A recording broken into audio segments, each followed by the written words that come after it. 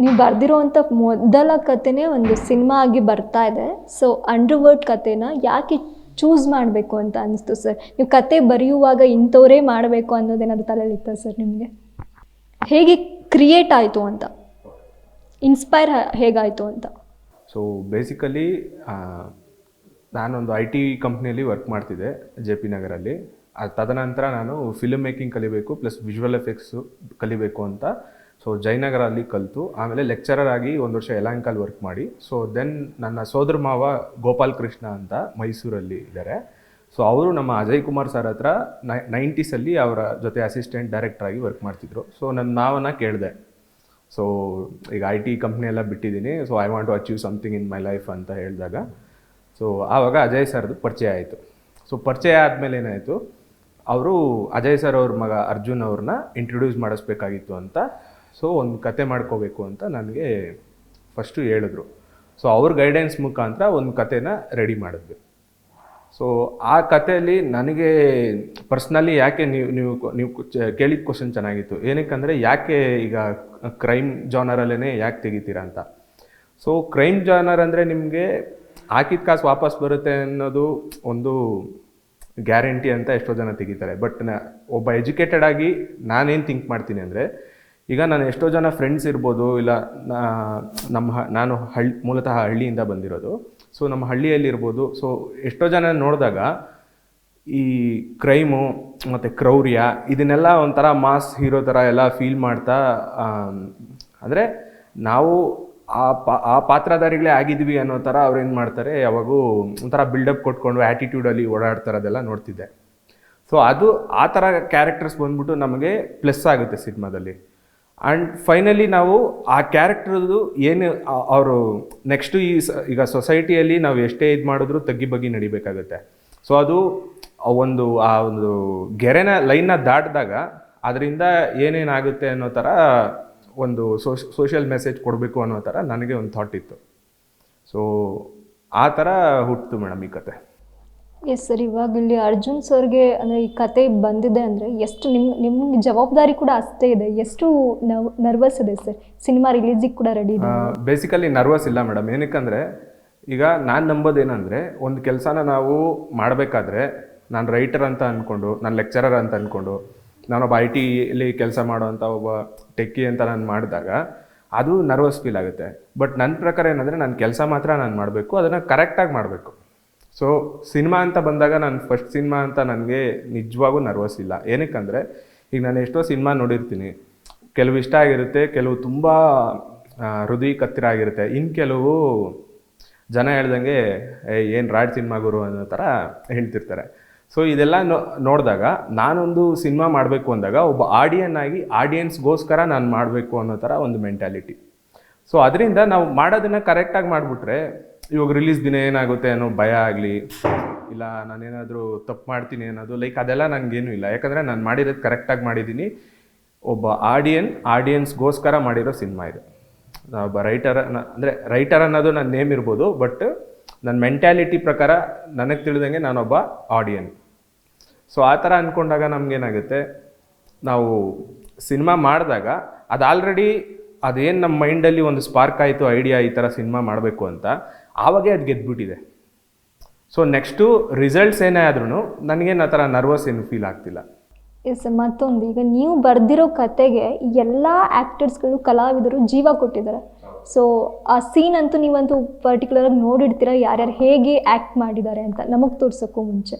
So ನಿಮಗೆ ಎಷ್ಟು satisfaction ಇದೆ ಸರ್ ನಿಮ್ಮ ಒಂದು ಬರವಣಿಗೆಗೆ ಅಥವಾ ನಿಮ್ಮ ಕತೆಗೆ ಅವ್ರು ಎಷ್ಟು ಒಂದು ಜಸ್ಟಿಫಿಕೇಶನ್ ಕೊಟ್ಟಿದ್ದಾರೆ ಅಂತ ನಿಮ್ಗೆ ಅನಿಸುತ್ತೆ? ಆ್ಯಕ್ಚುಲಿ ನಾನು ಕತೆ ಮಾಡಬೇಕಾದ್ರೆ ಆ್ಯಕ್ಚುಲಾಗಿ ನಮಗೆ ಕಿಶೋರ್ ಸರೇ ಬೇಕು, ಅವಿನಾಶ್ ಸರೇ ಬೇಕು, ಆಮೇಲೆ ಸುಚೇಂದ್ರ ಪ್ರಸಾದ್ ಸಾರೇ ಬೇಕು, ಅರುಣಾ ಬಾಲರಾಜ್ ಮೇಡಮ್ ಇದ್ದಾರೆ, ಸೊ ಅವರು ಬೇಕು ಅಂತ ನಾನೇ ಅದು ಫೀಲ್ ಮಾಡಿ ಬರೆದಿದ್ದರಿಂದ, ಸೊ ನಮಗೆ ಅವ್ರ ಹತ್ರನೇ ಮಾಡಿಸಿರೋದ್ರಿಂದ, ಸೊ ಫಸ್ಟ್ ನಾವು ಬರಿಬೇಕಾದ್ರೇ ಅವರೆಲ್ಲ ವೆಲ್ ಎಸ್ಟಾಬ್ಲಿಷ್ಡ್, ಅವರೆಲ್ಲ ಲೆಜೆಂಡ್ ಆ್ಯಕ್ಟರ್ಸ್ ಆಗಿರೋದ್ರಿಂದ, ಸೊ ನಾನು ಹೇಳೋದಂತಲ್ಲ, ಅವ್ರು ಮಾಡೇ ಮಾಡ್ತಾರೆ ಗೊತ್ತಿತ್ತು.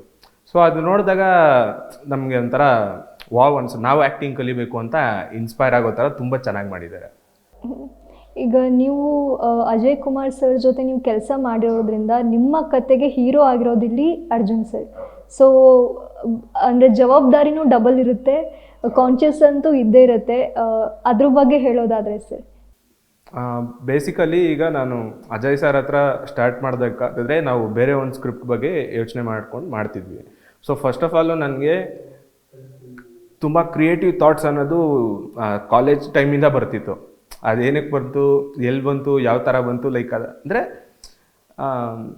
ನನಗೆ ಯಾಕೆ ಇದು ಬರ್ತಿದೆ ಅನ್ನೋ ಥರ, ಅಂದರೆ ಸಿನಿಮಾಗೆ ಒಂದು ದಾರಿ ದೇವರು ಕ್ರಿಯೇಟ್ ಮಾಡ್ತಿದ್ದಾನೆ ಅನ್ನೋ ಥರ ಫೀಲ್ ಆಗ್ತಿತ್ತು.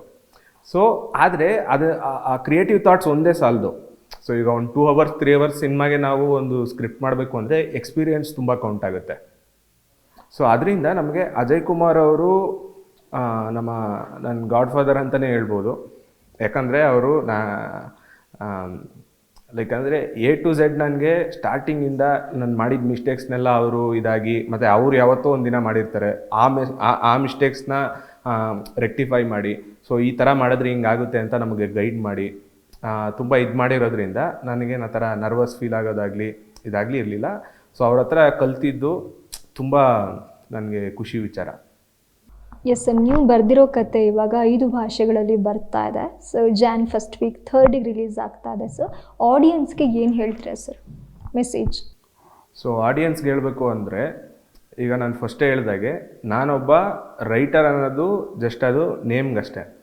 ಸೊ ಒಬ್ಬ ಆಡಿಯನ್ ಆಗಿ ನಾನು ಫೀಲ್ ಮಾಡಿ ನನ್ನ ಆಡಿಯನ್ಸ್ಗೆ ಏನು ಬೇಕೋ ಅದನ್ನು ನಾನು ಸ್ಟೋರಿ, ಸ್ಕ್ರೀನ್ ಪ್ಲೇ, ಡೈಲಾಗು ಪ್ರತಿಯೊಂದು ಈಚ್ ಆ್ಯಂಡ್ ಎವ್ರಿ ಸೆಕೆಂಡು ನಾನು ಯೋಚನೆ ಮಾಡಿದ್ದೀನಿ. ಆಮೇಲೆ ನನ್ನ ಲೈಫಲ್ಲೇ ನಾನು ಈಗ IT ಕಂಪ್ನಿಯಲ್ಲಿ ಇದ್ದಿದ್ದರೆ ಎಷ್ಟೊಳಗೆ 60,000-70,000 ಸ್ಯಾಲ್ರಿಗೆ ಹೋಗ್ತಿತ್ತು. 5 years ಬ್ಯಾಕ್ ನಾನು ಬಿಟ್ಬಿಟ್ಟೆ ಅದನ್ನು. ಸೊ ಅದೆಲ್ಲ ಬಿಟ್ಟು ಸೀರಿಯಸ್ ಆಗಿ ನಾವು ಈ ರೀತಿ ಮಾಡ್ತೀವಿ ಅಂದರೆ ಟೈಮ್ ಪಾಸ್ಗಂತೂ ಮಾಡಿರಲ್ಲ. ಸೊ ನನಗೇನಂದರೆ ಥಿಯೇಟ್ರಲ್ಲಿ ನನ್ನ ಸಿನಿಮಾ ಜನ ನೋಡಬೇಕಾದ್ರೆ ಅವ್ರ ಮುಖದಲ್ಲಿ ನನ್ನ ಎಕ್ಸ್ಪ್ರೆಷನ್ಸ್ ನೋಡಿದಾಗ ನನಗೆ ಸಂತೋಷ ಆಗಬೇಕು. ಇದು ನನ್ನ ಒಂದು ಪ್ಯಾಷನ್. ಸೊ ಅದರಿಂದ ನನಗೆ ತುಂಬ ಖುಷಿ ಆಗ್ತಿದೆ. ಅದು ಬೇರೆ ನನಗೆ ಕಿಶೋರ್ ಸರ್ ಅಂದರೆ ತುಂಬ ಇಷ್ಟ. ಅವರು ಸಿನಿಮಾ ಎಲ್ಲ ನೋಡಿ, ಎಸ್ಪೆಷಲಿ ಅವ್ರು ನಮ್ಮ ಸಿನಿಮಾದಲ್ಲಿ ಒಂದು ಮುಖ್ಯ ಪಾತ್ರ ಮಾಡ್ತಿರೋದು ನನಗೆ ಡ್ರೀಮ್ ಕಮ್ ಟ್ರೂ ಮೊಮೆಂಟ್ ಅಂತ ಹೇಳ್ಬೋದು. ಈ ಕತೆನ ಬರೆಯೋದಕ್ಕೆ ನಿಮ್ಗೆ ಏನು ಇನ್ಸ್ಪೈರ್ ಆಯಿತು ಅಂತ? ಒಂದು 2 years ಬ್ಯಾಕು ಮುಂಬೈಯಲ್ಲಿ ಒಬ್ಬ ಖ್ಯಾತ ಆರ್ಟಿಸ್ಟ್ ಅವರ ಮಗ ಬಂದ್ಬಿಟ್ಟು ರೇವ್ ಪಾರ್ಟಿಯಲ್ಲಿ ಸಿಕ್ಕಾಕೊಂಡಿದ್ರು. ಪ್ಲಸ್ ನಮ್ಮ ಬೆಂಗಳೂರಲ್ಲೂ ಒಬ್ಬರು ಇಂಡಸ್ಟ್ರಿಗೆ ರಿಲೇಟೆಡ್ ಪರ್ಸನ್ನು ಸಿಕ್ಕಾಕೊಂಡಿದ್ರು. ಸೊ ಈ ಥರ ಮಾಡಿದಾಗ ನಾನು ಕೆಲವು ಕೇಸ್ ಸ್ಟಡೀಸ್ ಮಾಡಿದೆ. ಸೊ ಆ ಕೇಸ್ ಸ್ಟಡೀಸಲ್ಲಿ ಗೊತ್ತಾಯಿತು ಸೊಸೈಟಿಯಲ್ಲಿ ಡ್ರಗ್ಸ್ ಅನ್ನೋದು ಎಷ್ಟು ಬೇರೂರಿದೆ ಅಂತ. ಆಮೇಲೆ ಅದನ್ನು ನಾನು ಇವಾಗ ಜನ ಯಾವ ರೀತಿ ಅದನ್ನು ರಿಸೀವ್ ಮಾಡ್ಕೋಬೇಕು, ಪ್ಲಸ್ ಜನ ನೋಡಿದಾದ್ಮೇಲೆ ಅದರಲ್ಲಿ ಅಫ್ಕೋರ್ಸ್ ಈಗ ನಮಗೆ ಮಾಸ್ ಎಲಿಮೆಂಟ್ ಬೇಕು ಅಂತಲೇ ನಾವು ಅಂಡರ್ವರ್ಲ್ಡು ಮತ್ತು ರಕ್ತ, ಕ್ರೌರ್ಯ, ಡ್ರಗ್ಸು ಆ ಥರದನ್ನ ತೋರಿಸ್ತೀವಿ. ಬಟ್ ಎಲ್ಲ ತೋರಿಸಿ ಕೊನೆವರೆಗೂ ಎಂಟರ್ಟೈನ್ಮೆಂಟ್ ಕೊಟ್ಟು ಅದು ಮಾಡಿದ್ರೆ ಏನಾಗುತ್ತೆ ಅನ್ನೋದೇ ನಾವೊಂದು ಮೆಸೇಜಾಗಿ ಹೇಳಿದಾಗ ನಮ್ಮಿಂದ ಅದು ಚೇಂಜಸ್ ಆಗಬೇಕು.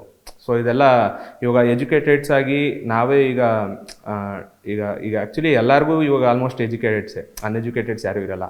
ಅದಾದ್ರೂ ಈ ಜೊತೆಗಳು ಸಾವಾಸ ಸೇರಿ, ಇಲ್ಲಾಂದರೆ ಈಗ ಏನೋ ಫ್ರೆಂಡ್ಶಿಪ್ಪಲ್ಲಿ, ಇಲ್ಲಾಂದರೆ ಏನೋ ಒಂದು ಆ್ಯಟಿಟ್ಯೂಡ್ಗೋಸ್ಕರ ಈ ರೀತಿ ಮಾಡ್ತಿರ್ತಾರೆ. ಡ್ರಗ್ಸು, ಗಾಂಜಾ, ಲೈಕ್ ಈ ಥರದ್ದೆಲ್ಲ ಮತ್ತು ವೈನು. ಸೊ ಇದನ್ನೆಲ್ಲ ಎನ್ಕರೇಜ್ ಮಾಡ್ತಿರ್ತಾರೆ. ಸೊ ನಾವಿವಾಗ ಆ ಜನಕ್ಕೆ ನಾವು ಈ ಥರ ಎಲ್ಲ ಮಾಡಿದಾಗ ನಿಮಗೆ ಅದು ಫಸ್ಟ್ ಮಾಸ್ ಅಂತ ಫೀಲ್ ಆಗ್ಬೋದು.